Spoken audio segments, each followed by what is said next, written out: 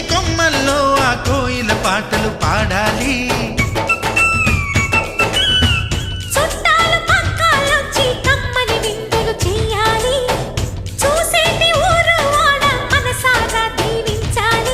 నలుగురు కలిసి చేతులు కలిపి మన కలలన్నీ పండించాలి. ఒక చోట పుట్టని కోడళ్ళు అయ్యారు అమ్మకే కూతుళ్ళు. త్వరలోని ముద్దుగా పుడతారు ఈ తాత పోలికల మనవళ్ళు. ఈ సంతోషాలు సరదాలే మా పండుగలు.